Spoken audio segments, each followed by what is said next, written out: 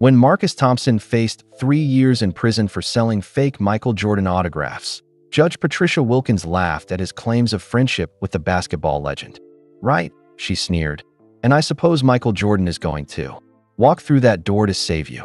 At that exact moment, the courtroom doors swung open. What happened next would become the most talked about moment in Chicago legal history. A confrontation between one of the world's most famous athletes and a judge who had already made up her mind about guilt and innocence. But the real story wasn't about celebrity power or courtroom drama. It was about a friendship that began 21 years earlier behind a high school gym, where a rejected teenager named Michael Jordan sat crying after being cut from his basketball team. The boy who comforted him that day was Marcus Thompson, and their bond would be tested in ways neither could have imagined. This is the true story of loyalty, courage, and the genius response that proved sometimes the greatest victories happen off the court. The cold March wind cut through downtown Chicago like a knife. Snow crunched under the feet of people hurrying up the stone steps of the Cook County Courthouse. Inside, the halls buzzed with the sounds of lawyers talking fast and families waiting for news about their loved ones. In Courtroom 302, Judge Patricia Wilkins sat behind her big wooden desk, looking down at everyone below her. She had been a judge for 15 years and thought she had seen everything. Her gray hair was pulled back tight, and her eyes were sharp and cold. The table for people accused of crimes. Marcus Thompson sat with his hands shaking. He wore his best suit, but it was old and had small holes in it. Marcus was 35 years old and had been Michael Jordan's best friend since they were kids in North Carolina. Now he was in the worst trouble of his life. The case seemed easy to understand. Marcus owned a small shop on the south side of Chicago where he sold sports items with famous players' names on them. Someone said he was selling fake Michael Jordan signatures. If the court said he was guilty, he could go to jail for 3 years. He would lose his shop and everything he had worked for his whole life. "Mr. Thompson," Judge Wilkins said, her voice sharp like broken glass, "do you understand what you are being blamed for?" Marcus stood up slowly. His legs felt weak. "Yes, Your Honor. But I want to say that I never sold any fake signatures. Every item in my shop is real." Judge Wilkins rolled her eyes like she had heard this story 100 times before. "Oh, I'm sure. Another friend of a famous person trying to make easy money." She moved papers around on her desk. "Let me guess.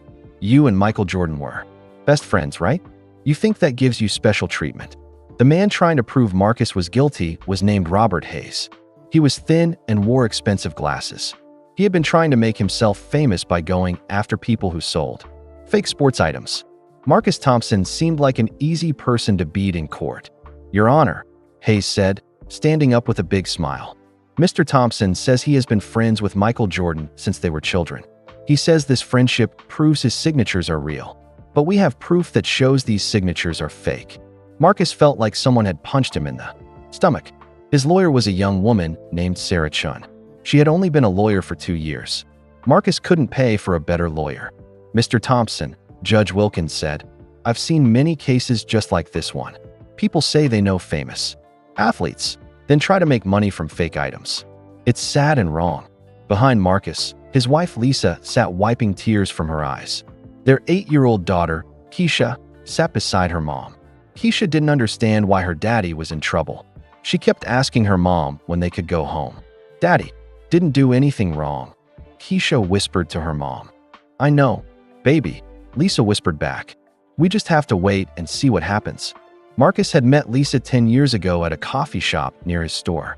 She was a nurse at the Children's Hospital. They got married 3 years later, and Keisha was born 2 years after that. Lisa had always supported Marcus's dream of owning his own business. The sports memorabilia shop had been Marcus's dream since he was a teenager. He loved collecting old baseball cards and learning about sports history. When he finally opened Thompson's Sports Memorabilia in 1987, it was the happiest day of his life. "Mr. Thompson," Judge Wilkins said, "the prosecution has 3 handwriting experts who will say your signatures are fake. They have photos of items that look suspicious. What do you have to say about that?" Marcus looked at his lawyer, Sarah Chun. She nodded for him to speak. "Your Honor, I've been selling sports memorabilia for 11 years. I've never sold anything fake. I know the difference between real and fake signatures.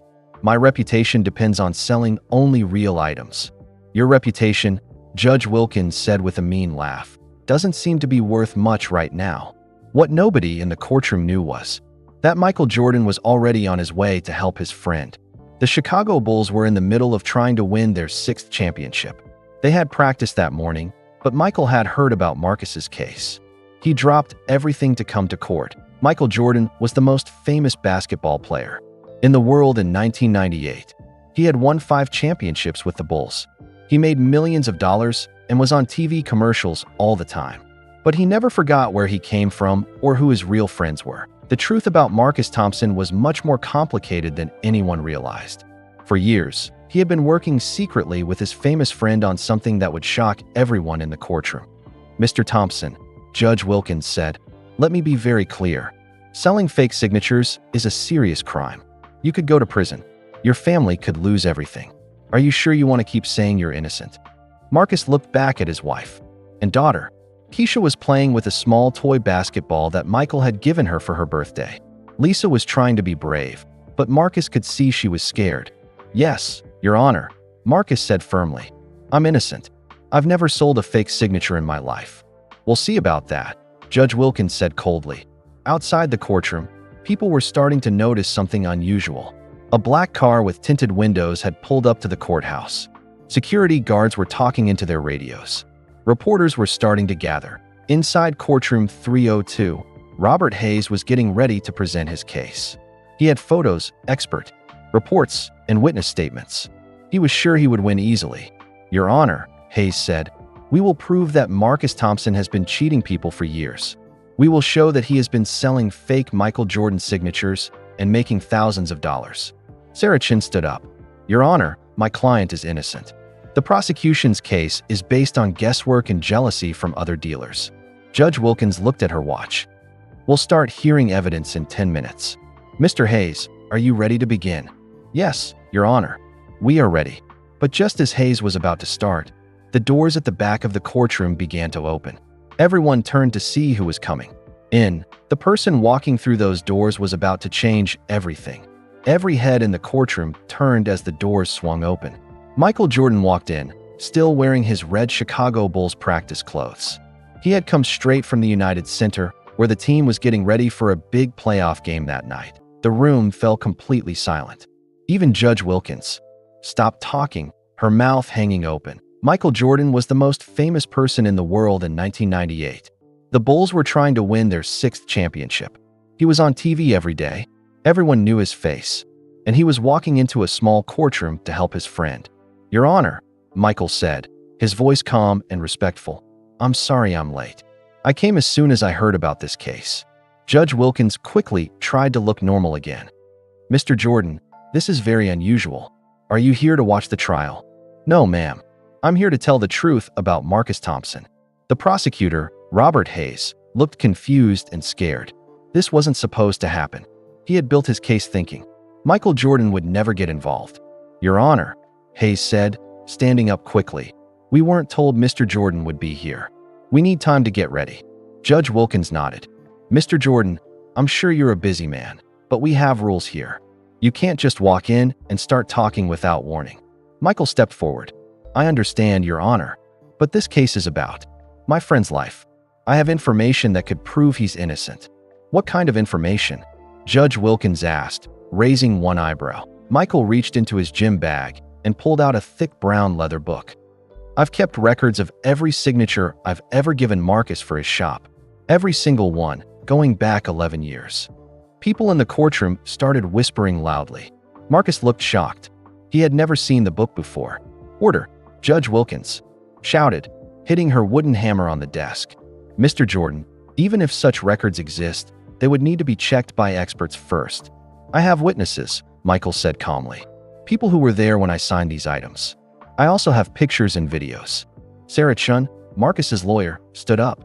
"Your Honor, I asked for a short break to look at this new information." Judge Wilkins looked angry. "This is very strange, Mr. Jordan. You should have given this information to us before today." "I tried," Michael said. "I called the prosecutor's office 3 times yesterday. No one called me back." Robert Hayes turned red in the face. "Your Honor, we never got any calls from Mr. Jordan." That's because you were too busy trying to get your name in the newspaper, Michael said, his voice getting stronger. You didn't care about finding the truth. You just wanted to arrest someone connected to me. Mr. Jordan, Judge Wilkins said loudly, you will show respect in my courtroom. Michael took a deep breath. I'm sorry, Your Honor, but Marcus Thompson is one of the most honest people I know. He's been my friend for 21 years. He's never lied to me, and he's never cheated anyone. To understand what happened next, you need to know how Marcus and Michael became friends. It started in 1977, when both boys were 14 years old in Wilmington, North Carolina. Michael Jordan was already tall and good at sports, but he wasn't a superstar yet. He was actually cut from his high school basketball team that year. Marcus Thompson was shorter and not as good at sports, but he had something special. He could make people feel better when they were sad. The day Michael got cut from the team, he sat alone behind the school gym, crying. Marcus found him there. Hey, Marcus said, sitting down beside him. I heard what happened. That coach is stupid. Michael looked up, his eyes red from crying. Maybe I'm just not good enough. That's not true, Marcus said firmly. I've seen you play. You're amazing. This is just one bad day. From that moment, they became best friends. While Michael practiced basketball every day, Marcus was there cheering him on. When Michael finally made the team the next year, Marcus was in the stands for every game. Marcus had dreams too. He wanted to own a business someday. He collected sports cards and old uniforms, learning everything he could about real signatures and rare items. Michael often joked that Marcus knew more about sports history than anyone he'd ever met. In 1982, when Michael hit the winning shot for North Carolina in the college championship, Marcus was there. When Michael was chosen by the Chicago Bulls. In 1984, Marcus helped him move to Chicago and find an apartment. I'm going to make it big, Michael told Marcus one night in 1985. And when I do, I want you to be part of it. Marcus smiled. I just want to open my own shop. Nothing fancy. Whatever you do, I'll help you, Michael promised. True to his word, when Marcus opened Thompson's Sports Memorabilia in 1987, Michael was his first customer. He bought a signed baseball bat for $50, even though Marcus tried to give it to him for free. You're running a business, Michael said. I pay like everyone else. Over the years, Michael often stopped by the shop. He would sign items for Marcus to sell, always making sure his friend knew which ones were real. Marcus built his reputation on having real items, and Michael's visits helped bring in customers. But success brought problems too. Other shop owners got jealous. They spread mean rumors that Marcus was selling fake items. They said he was using his friendship with Michael to cheat people. Robert Hayes, the prosecutor, had been listening to these rumors for months. He decided to build a case against Marcus, hoping to get his name in the newspaper by arresting someone connected to Michael Jordan. The evidence Hayes collected seemed strong. He had 3 handwriting experts who said the signatures in Marcus's shop were fake. He had photos of items that looked suspicious. Most importantly, he had other dealers who said Marcus was dishonest. What Hayes didn't know was that Michael Jordan had been secretly helping Marcus for years. Every item Michael signed for the shop was written down in a private book that only the 2 friends knew about. Michael kept detailed records of every signature, including the date, place, and people who saw him sign it. Back in the courtroom, Judge Wilkins was ready to continue with the case. She had already made up her mind that Marcus was guilty. Mr. Thompson, she said coldly, I hope you understand how serious this is. Lying about signatures is not a small crime. Marcus nodded. I understand, Your Honor, but I promise you, I have never sold a fake signature in my life. Judge Wilkins laughed meanly. Right, and I suppose Michael Jordan is going to save you. Michael looked directly at the judge. Your Honor, Marcus Thompson has never needed saving. He's never done anything wrong. Mr. Jordan, Judge Wilkins said, friendship doesn't prove innocence. Your friend is accused of selling fake signatures. The evidence against him looks very strong. What evidence? Michael asked. We have handwriting experts who say the signatures are fake, Hayes said confidently. Michael smiled for the first time since entering the courtroom. Did those experts compare the signatures to my real handwriting, or to examples of how I usually sign my name? What's the difference? Judge Wilkins asked. The difference is huge, Michael explained. The way I signed my name in 1987 is different from how I sign it now. Most experts only look at new examples. This was something no one had thought about. Marcus looked at his friend with amazement. Michael had thought of everything. Also, Michael continued, some of the items in Marcus's shop were signed under special circumstances. I signed a basketball with my left hand in 1992 because I hurt my right wrist. I signed a jersey while sitting in a car in 1994, which made my signature look different. These experts wouldn't know about these details. Judge Wilkins was starting to look uncomfortable. Mr. Jordan, even if what you're saying is true, we still need to follow our rules. I understand, Michael said, but I have one question for the court. What's that? Has anyone actually asked me if these signatures are real? The question hung in the air like a challenge. The prosecutor hadn't thought to call Michael Jordan directly. The judge hadn't required it. Everyone had assumed they could figure out if Michael Jordan's signature was real without asking Michael Jordan himself. I'm the only real expert on my own signature, Michael continued. And I'm telling you that every item in Marcus Thompson's shop that has my name was signed by me personally. Judge Wilkins was trapped. She couldn't ignore Michael Jordan's words, but she also didn't want to admit that her court had made a mistake. Mr. Jordan, she said carefully, are you willing to swear under oath that what you're saying is true? Yes, ma'am. I'll swear on anything you want. The courtroom was electric with excitement. Marcus felt hope for the first time in months. But Judge Wilkins wasn't finished yet. She had one more surprise that would test everything Michael had just said. Judge Wilkins reached into her desk drawer and pulled out a thick envelope. Her smile grew mean as she opened it slowly, like she was enjoying a secret. Mr. Jordan, she said, holding up the envelope, since you're so sure about your friend's honesty, I have something special to show you. She pulled out a photograph and held it up for everyone in the courtroom to see. The picture showed Marcus Thompson shaking hands with a man outside his sports shop.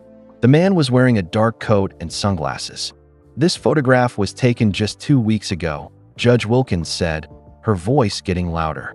The man Mr. Thompson is meeting with is Vincent Russo, a known criminal who has been caught making fake sports items and selling them. The courtroom exploded with gasps and shocked voices. Marcus looked like someone had punched him in the stomach. His face turned white. Your Honor, Saracen said, jumping to her feet. We haven't seen this photo before today. The prosecution gave it to me this morning. Judge Wilkins replied with a satisfied look. Mr. Jordan, can you explain why your honest friend was meeting with a known criminal? Michael looked at the photograph very carefully. His jaw got tight as he studied the picture. Something about it bothered him, but he couldn't figure out what. I can't explain it, he said quietly, because I don't know who that man is or why Marcus was talking to him. Marcus jumped up suddenly from his chair. Your Honor, I can explain. Sit down, Mr. Thompson, Judge Wilkins ordered sharply. Mr. Jordan is the one talking right now, but I know who that man is. Marcus said desperately, his voice shaking. I said sit down. Michael looked at his friend with worry in his eyes. Marcus, what is it? Judge Wilkins hit her wooden hammer hard on the desk. Mr. Jordan, do not talk to the defendant. Your Honor, Michael said, his voice getting stronger.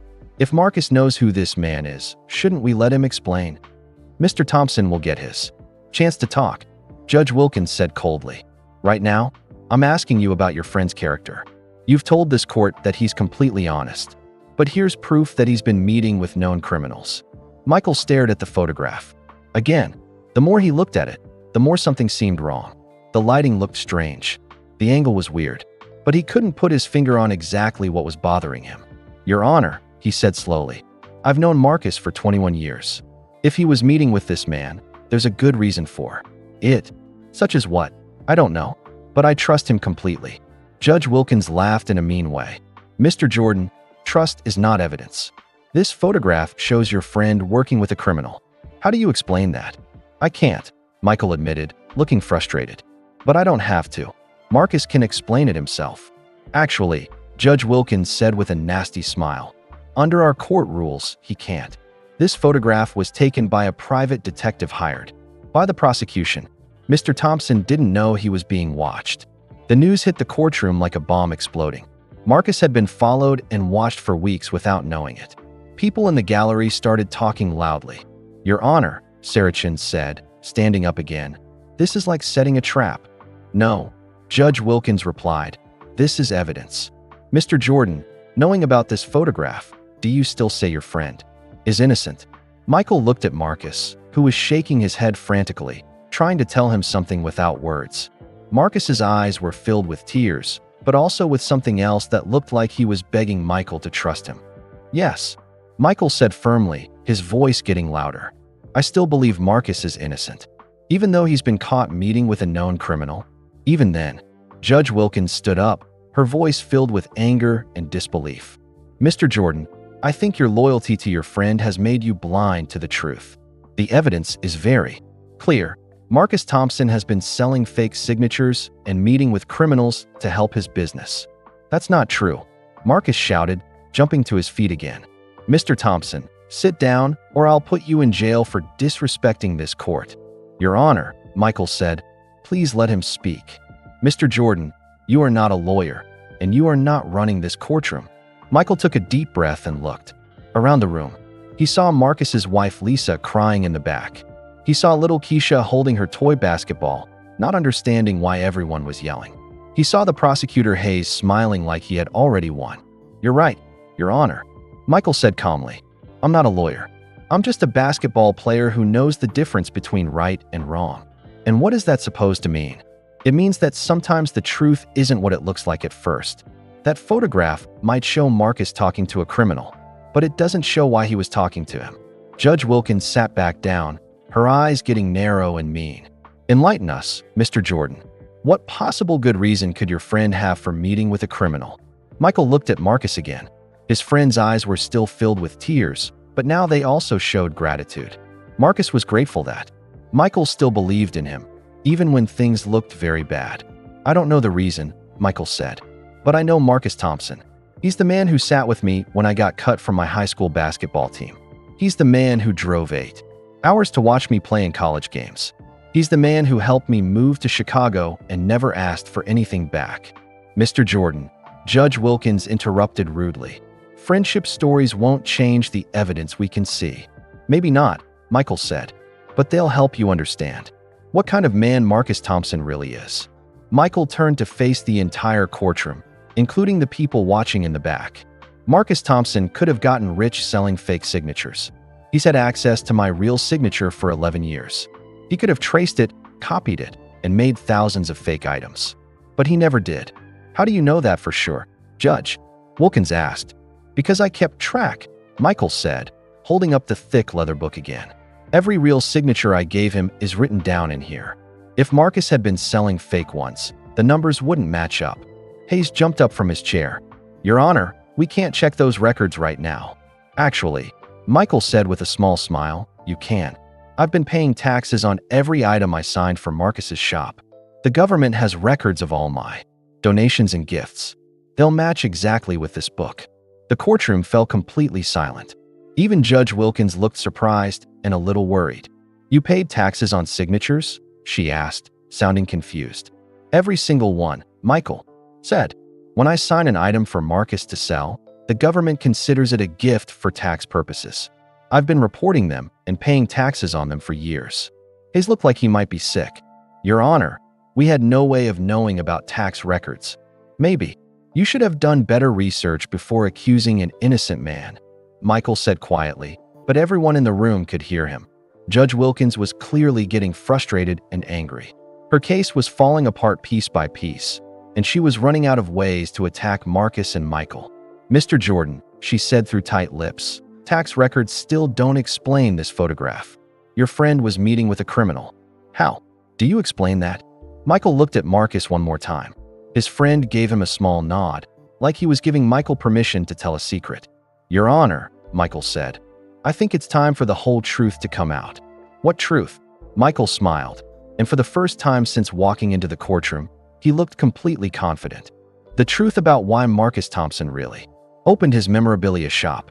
The truth about why he's never sold a fake signature in his life. And the truth about why he was meeting with that criminal." Judge Wilkins leaned forward in her chair, her eyes wide. "I'm listening."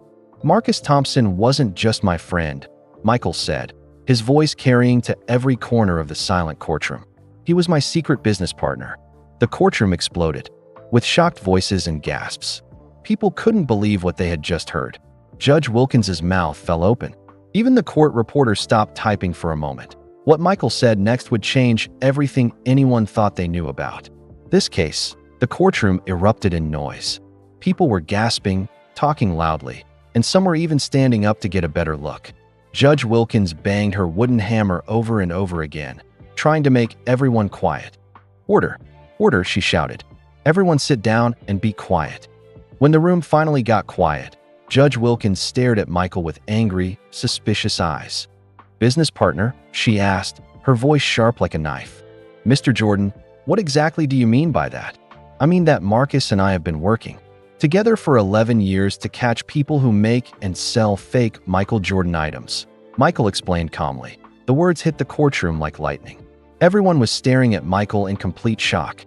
Even Marcus looked surprised by how directly Michael was explaining everything. "Your Honor," Hayes said, jumping to his feet so fast he almost knocked over his chair. "This is crazy.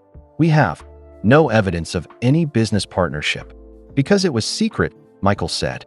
"We couldn't let the criminals know we were working together, or they would have been much more careful."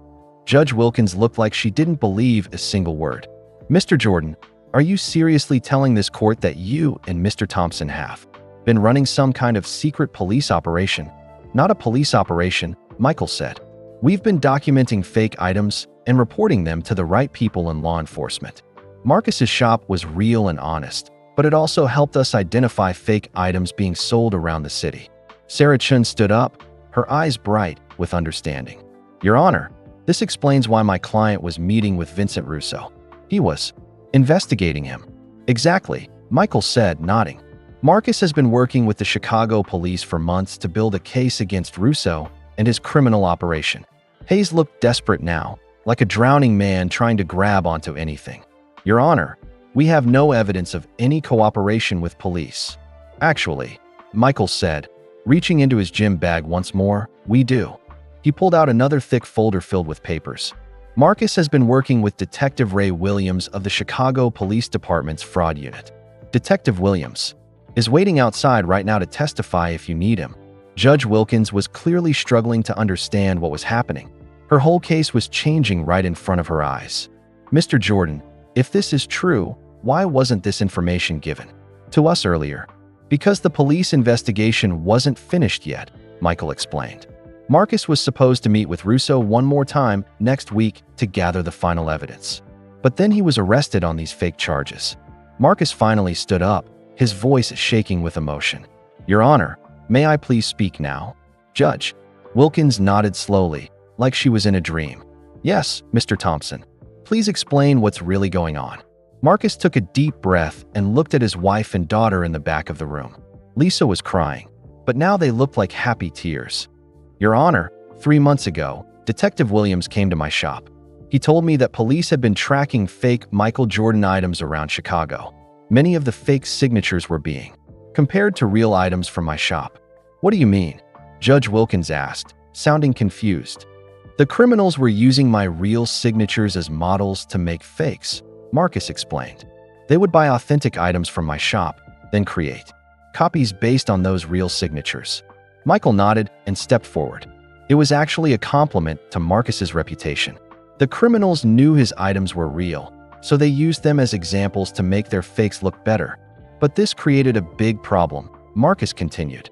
When handwriting experts compared the fake items to real signatures, they looked similar because the fakes were copied from my authentic items. It made my real signatures look suspicious. The brilliance of what the criminals had been doing was becoming clear to everyone in the courtroom. They had been using Marcus's honest reputation against him. "So you agreed to help the police?" Judge Wilkins asked. "Yes, ma'am," Marcus said.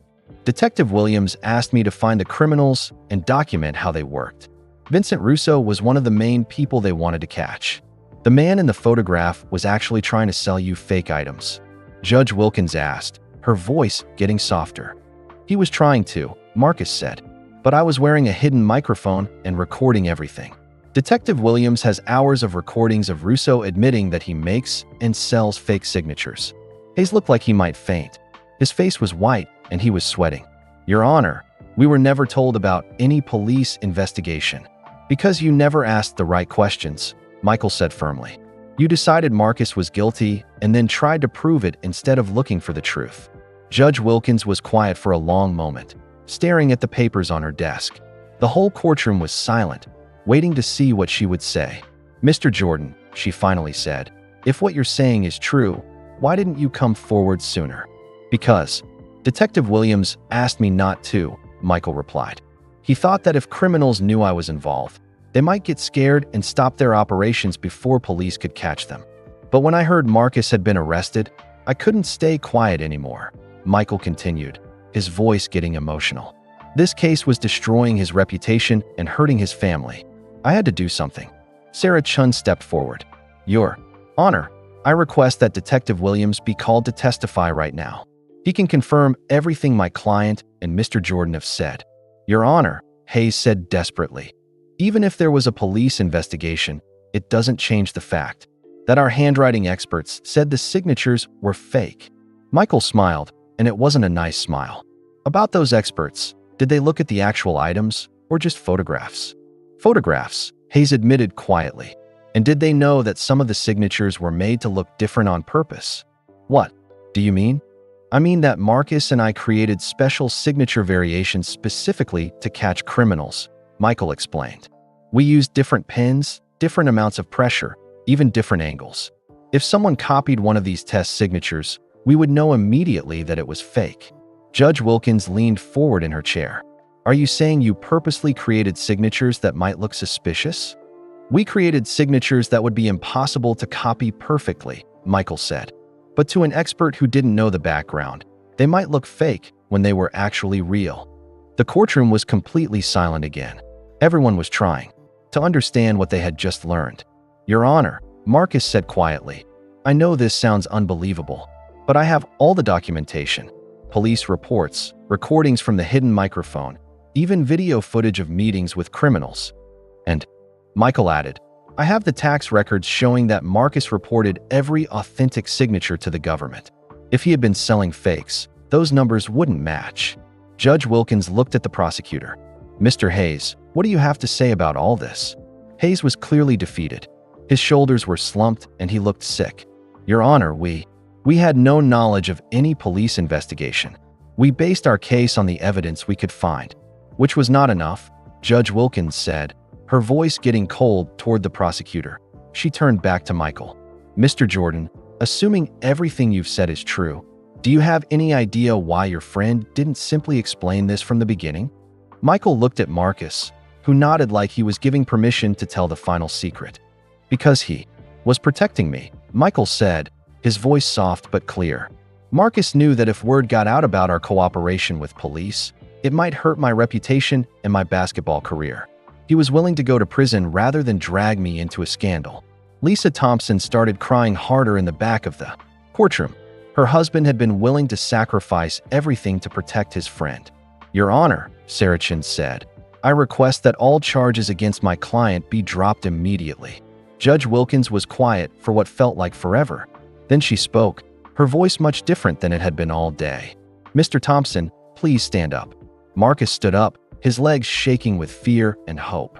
"Mr. Thompson, it appears that this court owes you a serious apology. The charges against you are dismissed." The courtroom exploded in cheers and clapping.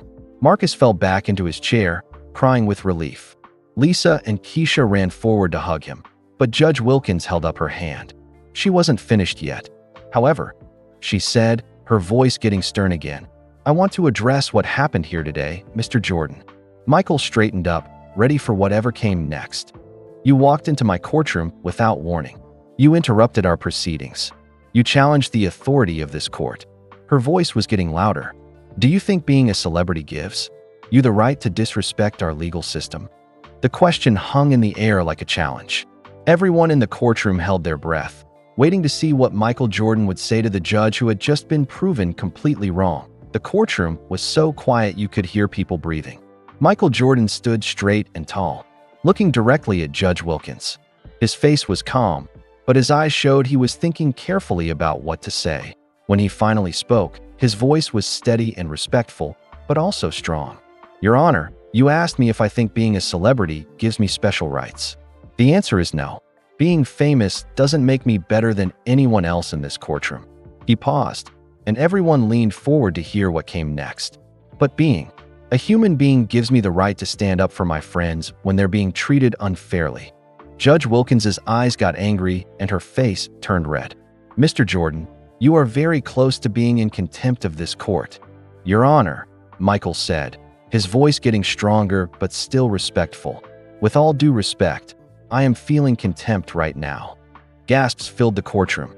No one could believe Michael Jordan was directly challenging a judge in her own courtroom. "Not contempt for you personally," Michael continued quickly, "but contempt for what happened here today. Contempt for a system that would send an innocent man to prison without doing proper investigation. Contempt for the idea that justice depends on how much money you have for lawyers." Judge Wilkins stood up, her face burning with anger. "Mr. Jordan, you are completely out of line." "Am I?" Michael asked, his voice getting louder. "Marcus Thompson is one of the most honest people I know. He's been helping police catch criminals for months. He was willing to go to prison rather than embarrass me.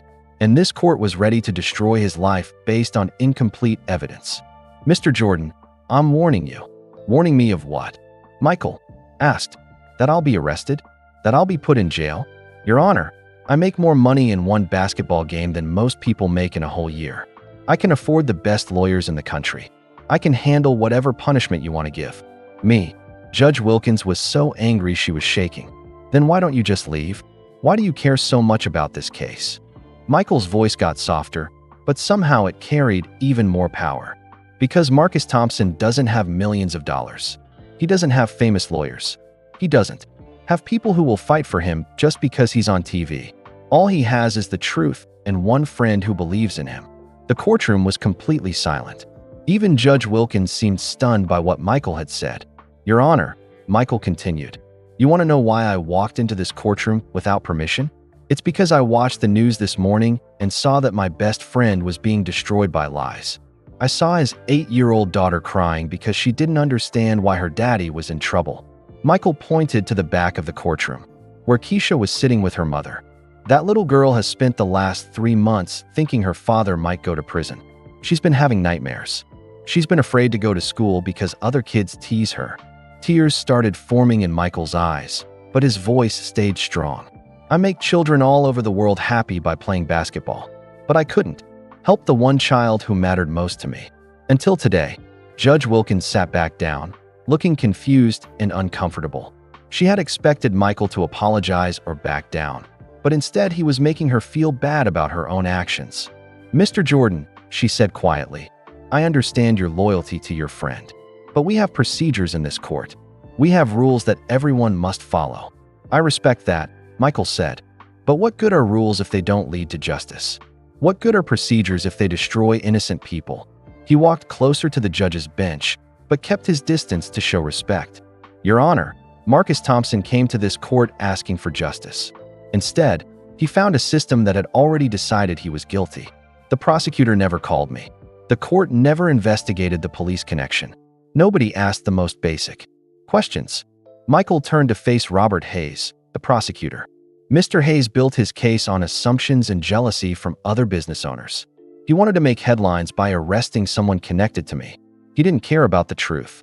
Hayes started to stand up, but Judge Wilkins waved for him to sit down. "And you, Your Honor," Michael said, turning back to the judge, "you decided Marcus was guilty before hearing all the evidence. You mocked him for claiming to be my friend. You treated him like he was lying just because he knew a famous person." Judge Wilkins's face was getting red again, but this time it looked more like embarrassment than anger. "Mr. Jordan, I was doing my job based on the information I had," she said weakly. "No," Michael said firmly. "You were doing your job based on your prejudices. You assumed that anyone who claims to know a celebrity must be lying. You assumed that poor people who get accused of crimes must be guilty." The words hit Judge Wilkins like punches. She knew Michael was right, and everyone in the courtroom could see it. "But here's what you didn't know," Michael continued. "Marcus Thompson never needed to use my fame to help his business. He never asked me for special favors. He never even told people we were friends unless they asked directly." Michael reached into his pocket and pulled out an old, worn photograph. This picture was taken in 1987, The day Marcus opened his shop. Look at it. He handed the photo to Sarah Chun, who showed it to Judge Wilkins. In the picture, a young Michael Jordan was standing next to Marcus in front of the shop. But you could barely see Michael because he was standing in the background. Marcus could have put this picture in his window, Michael said. He could have used it in advertisements. He could have made thousands of dollars by showing people he knew me. But he never did. You know why? Judge Wilkins shook her head. Because Marcus Thompson has something more valuable than money or fame. He has integrity. And integrity means doing the right thing even when no one is watching. Michael walked back toward Marcus, who was crying quietly at his table. For 11 years, Marcus has been my friend without asking for anything in return. When I needed someone to trust with my reputation, I chose him. When police needed someone honest to help catch criminals, they chose him. When his family needed him to stay strong during this trial, he chose to protect me instead of defending himself. Michael stopped and looked directly at Judge Wilkins again. Your Honor, you asked if I think being a celebrity gives me special rights. It doesn't. But being Marcus Thompson's friend gives me the responsibility to speak up when he can't speak for himself. The courtroom was so quiet that the only sound was Keisha's soft crying in the back. Judge Wilkins looked down at her desk for a long moment. When she looked up, her eyes were different. The anger was gone, replaced by something that looked like shame. Mr. Jordan, she said softly, you're right. This court made serious mistakes today. We failed Mr. Thompson, and we failed the idea of justice. She stood up and looked directly at Marcus. Mr. Thompson, I owe you more than an apology. I owe you my respect. You are clearly a man of great character, and I'm sorry I couldn't see that earlier. Marcus stood up, wiping tears from his eyes. Thank you, Your Honor. Judge Wilkins then turned to the prosecutor. Mr. Hayes, I want a full investigation into how this case was built. I want to know why proper research wasn't done. I want to know why Mr. Jordan's calls weren't returned. Hayes nodded nervously. Yes, Your Honor. And I want you to personally apologize to Mr. Thompson and his family. Yes, Your Honor. Finally, Judge Wilkins looked back at Michael. Mr. Jordan, what you did today was highly unusual. You broke several court rules. You challenged my authority. You disrupted our proceedings. Michael nodded. I understand, Your Honor. But, Judge Wilkins continued, you also showed more respect for justice than anyone else in this room. You reminded us why we have courts in the first place. You showed us what real friendship looks like. She paused and smiled for the first time all day. Mr. Jordan, the court thanks you for your testimony. Case dismissed. The courtroom exploded. In cheers and applause, Marcus ran to hug his wife and daughter. Michael was surrounded by reporters and people wanting to shake his hand. But the most important moment came when Marcus and Michael finally embraced as free men. Thank you, Marcus whispered in his friend's ear. That's what friends do, Michael whispered back. However, there was still one more surprise waiting. As everyone was celebrating, Detective Ray Williams walked into the courtroom with a smile on his face. Mr. Thompson, he called out, I have some news about Vincent Russo that you're going to want to hear. Everyone in the courtroom turned to look at Detective Ray Williams as he walked down the center aisle. He was a tall, thin man with gray hair and kind eyes. He wore a simple brown suit and carried a thick folder under his arm. Detective Williams, Judge Wilkins said, looking surprised. Please come forward. The detective walked to the front of the courtroom and nodded respectfully to the judge. Then he turned to Marcus with a big smile. Marcus, my friend, I have incredible news. We arrested Vincent Russo this morning. The courtroom erupted in excited voices. Marcus's mouth fell open in shock. You arrested him? Marcus asked, his voice shaking with disbelief. We sure did, Detective Williams said, opening his folder. Thanks to all the evidence you gathered over the past 3 months, we had enough proof to charge him with criminal fraud, forgery, and running an illegal business. Judge Wilkins leaned forward in her chair. Detective Williams, would you please explain to this court exactly what Mr. Thompson has been doing to help your investigation? Absolutely, Your Honor, the detective said. 3 months ago, we discovered that someone was making and selling fake Michael Jordan memorabilia all over Chicago. The fakes were so good that even some experts couldn't tell the difference. He pulled out several photographs from his folder and showed them to the court. We traced many of these fake items back to Vincent Russo, but we needed more evidence to arrest him. That's when we approached Marcus Thompson. Why did you choose Mr. Thompson? Judge Wilkins asked. Because Russo and his partners were using Marcus's shop as their model, Detective Williams explained. They would buy authentic items from Thompson's sports memorabilia, then use those real signatures to create perfect copies. Michael stepped forward. Detective, can you explain how that worked? Sure, the detective said. Russo would buy a real Michael Jordan basketball from Marcus's shop for, say, $200. Then he would take that ball to his workshop and create 20 fake copies using the real signature as a guide. He could sell each fake ball for $150. Sarah Chun did some quick math in her head. So he would spend $200 and make $3,000. Exactly, Detective Williams said. And because he was copying real signatures, his fakes looked perfect. It was a very smart criminal operation. Judge Wilkins was beginning to understand the whole situation. So the criminals were actually complimenting Mr. Thompson's reputation by using his authentic items? That's right, the detective said. But it also created a big problem for Marcus. When our handwriting experts compared Russo's fakes to authentic Michael Jordan signatures, they sometimes couldn't tell which was which. Hayes, the prosecutor, spoke up nervously. Detective, are you saying that some of the items we thought were fake might actually be real? Detective Williams looked directly at Hayes with a serious expression. Mr. Hayes, I'm saying that your entire case was built on false information. Every single item in Marcus Thompson's shop that you claimed was fake is actually authentic. The words hit the courtroom like a bomb. Hayes turned white and sat down heavily in his chair. How can you be so sure? Judge Wilkins asked. Detective Williams smiled and pulled out a small recording device.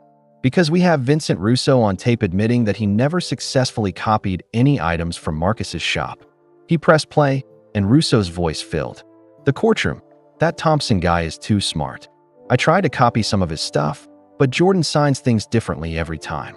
Sometimes he uses different pens, sometimes he changes the angle. I can never get it exactly right. That's why I stick to copying items from other dealers. The recording continued with Russo laughing and saying, Thompson's items are the real deal. That's why I buy from him when I need a perfect example to work from. Marcus started crying again, but this time they were tears of joy and relief. His reputation was not only cleared, but proven to be the best in the business. Detective Williams, Michael said, what will happen to Russo now? He's been charged with multiple felonies, the detective replied. Thanks to Marcus's undercover work, we have him on tape admitting to forgery, fraud, and conspiracy. He's looking at 10 to 15 years in prison. Judge Wilkins shook her head in amazement. Detective, how long has this investigation been going on? 6 months, Your Honor. But Marcus has been helping us for the last 3 months. He put himself in real danger to help us catch these criminals. Lisa Thompson stood up from the back of the courtroom. Danger? What kind of danger? Detective Williams looked at Marcus, who nodded for him to continue. Mrs. Thompson, your husband was meeting with very dangerous people. Russo and his partners have connections to organized crime. If they had discovered that Marcus was working with police, his life could have been in serious danger. The courtroom fell silent as everyone realized how brave Marcus had been. But Marcus never hesitated. The detective continued. When we asked for his help, he immediately said yes. He said that if criminals were using his reputation to hurt innocent people, he had to do something to stop them. Michael put his hand on Marcus's shoulder. That's the Marcus Thompson I've known for 21 years. Always willing to do the right thing, no matter the cost. Judge Wilkins stood up and looked directly at Hayes. Mr. Hayes, I want you to listen very carefully to what I'm about to say. Hayes stood up nervously. Yes, Your Honor. Your office brought charges against a man who was actually working undercover for the police. You tried to send a hero to prison. You failed to do basic research. You ignored phone calls from key witnesses. This is one of the worst prosecutorial failures I have ever seen. Hayes looked like he wanted to disappear. Your Honor, we had no way of knowing. Stop, Judge Wilkins said firmly. You had every way of knowing. You chose not to investigate properly. You chose to build a case based on assumptions instead of facts. She turned to Marcus. Mr. Thompson, on behalf of this court and the city of Chicago, I want to publicly apologize to you and your family. You are a hero who deserves our gratitude, not our suspicion. The courtroom erupted in applause. People were standing and clapping for Marcus. who looked overwhelmed by all the attention. Detective Williams raised his hand to get everyone's attention. "There's one more thing I need to tell you all." The room got quiet again. Because of Marcus's work, we didn't just catch Vincent Russo. We caught his entire organization. 7 people were arrested this morning. We seized over $50,000 worth of fake memorabilia. This was the biggest sports fraud bust in Chicago history. Michael grinned and slapped Marcus on the back. "My friend, the hero." But the best part, Detective Williams continued, is what we found in Russo's workshop. He reached into his folder one more time and pulled out a notebook. Russo kept detailed records of every dealer he thought was selling authentic items. He had a list of people he called the untouchables, dealers whose items were so authentic that he couldn't successfully copy them. The detective opened the notebook and showed it to the courtroom. There are only 3 names on that list. And at the top, with 5 gold stars next to it, is Thompson's sports memorabilia. Marcus started laughing and crying at the same time. Even his enemies had admitted that his items were the most authentic in the city. Judge Wilkins smiled. "Mr. Thompson, it appears that your reputation is not only restored, but enhanced. You are officially recognized as one of the most honest dealers in Chicago." "Your Honor," Sarachin said, "I have one request." "What's that?" "I think Mr. Hayes should personally deliver a written apology to the Thompson family. And I think this court should issue a public statement clearing Mr. Thompson's name." Judge Wilkins nodded. "Granted. Mr. Hayes, you will prepare both documents by the end of this week." Hayes nodded miserably. "Yes, Your Honor." Detective Williams closed his folder and prepared to leave. "Marcus, thank you again for everything you did. The people of Chicago are safer because of your courage." As the detective walked away, Michael turned to his friend. "Marcus, I have to ask you something." "What? Why didn't you tell me what you were doing?" "I could have helped." Marcus smiled. "Because I knew you would have tried to protect me. And I knew that if something went wrong, I didn't want you to get hurt too. You have too much to lose." Michael shook his head. "I don't have anything more important than my friendship with you." Judge Wilkins gathered her papers and prepared to leave the courtroom. But before she left, she had one final thing to say. "Mr. Jordan, Mr. Thompson, what I witnessed here today reminds me why I became a judge. I wanted to see justice served and good people protected. Thank you both for reminding me what really matters." As she walked out of the courtroom, the crowd erupted in one final round of applause. Marcus Thompson was not only free, he was a hero. And Michael Jordan had proven that true friendship is the most powerful force in any courtroom. But the story wasn't quite over yet. There was still one final surprise waiting outside the courthouse. That would make this day even more special for the Thompson family. As Marcus, Lisa, and Keisha walked out of the courthouse together, they were amazed by what they saw. Dozens of reporters were waiting with cameras and microphones. News trucks lined the street. People were holding signs that said "Hero Marcus" and "Justice for Thompson." But that wasn't the biggest surprise. Standing on the courthouse steps, wearing his Chicago Bulls warm-up jacket, was Michael Jordan. He was holding a microphone and speaking to all the reporters. "Ladies and gentlemen," Michael was saying, "I want to tell you about the bravest man I know. His name is Marcus Thompson, and he just walked out of that courthouse as a free man and a hero." Marcus stopped walking, his mouth hanging open in shock. Lisa grabbed his arm, and Keisha pointed excitedly at the TV cameras. "Daddy, you're going to be on TV," Keisha said with a huge smile. Michael continued speaking to the crowd. For the past 3 months, while everyone thought Marcus was a criminal, he was actually risking his life to help police catch real criminals. He was willing to let people think badly of him to protect others. A reporter raised her hand. "Mr. Jordan, why did you get involved in this case?"